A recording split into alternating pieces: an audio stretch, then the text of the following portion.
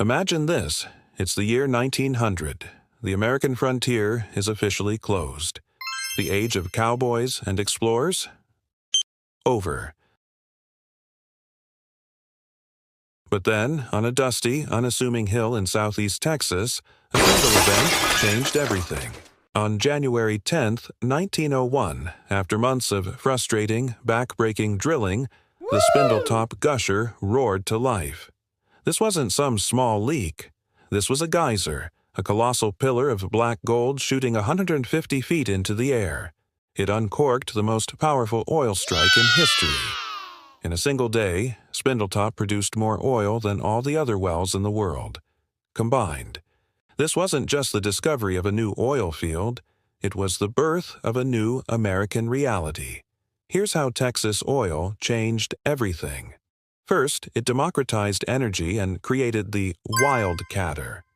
Before Spindletop, oil was a niche business controlled by John D. Rockefeller's Standard Oil monopoly. It was expensive, used mostly for kerosene lamps, and owned by a select few. The Texas oil boom blew the doors wide open. The flood of crude from Spindletop caused prices to crash, making oil affordable for everyone.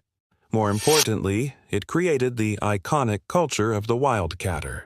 These weren't corporate executives, they were gamblers, dreamers, farmers, and barbers who pooled their life savings for one shot at striking it rich. Oil was no longer a private club for the Northeast elite. It became a ticket to the American dream, written in Texas dirt. Second, it invented the liquid global economy. Before Texas, the world ran on coal. Ships were coal-fired and factories were chained to railroad lines. Texas oil changed the fuel of the world. Winston Churchill, then leading the British Royal Navy, saw the future and made a bold decision: switch the entire fleet from coal to oil. Why? Oil had double the energy density. An oil-powered navy was faster, could travel farther, and needed fewer men to refuel. That single decision tied global military power directly to the oil supply. Suddenly, the great game of geopolitics wasn't just about land. It was about who controlled the hydrocarbons. The 20th century was destined to be a century of oil, and Texas had just written the first chapter. Third, the boom forced the creation of modern finance and law. The chaos of the Texas oil rush was the Wild West all over again. How do you divide the wealth when one person owns the land, another owns the rights to what's underneath, and a third party is doing the drilling? Texas lawyers had to invent a new rulebook on the fly. They created the modern concept of mineral rights, which could be separated from surface land ownership.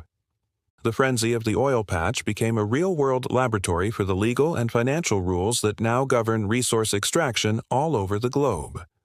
Finally, Texas oil built the American middle class and its defining mythos.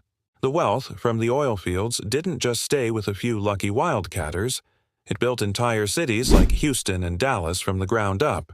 It funded universities, hospitals, and museums. But its most profound impact was on the average person. The cheap, abundant gasoline from Texas is what turned Henry Ford S Model T from a luxury item into a practical reality for millions. Texas oil didn't just fuel the car. It fueled the culture of the road trip, the suburb, and the personal freedom that came with it. That iconic image of an American driving down an open highway? That dream was powered by Texas crude. The Spindletop Gusher was more than just an oil strike. It was a singularity. It reshaped global politics, rewired the American economy, and created the modern entrepreneur. It was the moment we tapped into the buried sunlight of a prehistoric world and used it to build our own. Thanks so much for watching. If you found this story as fascinating as I do, hit that like button and subscribe for more deep dives into the moments that shaped our world. See you in the next one.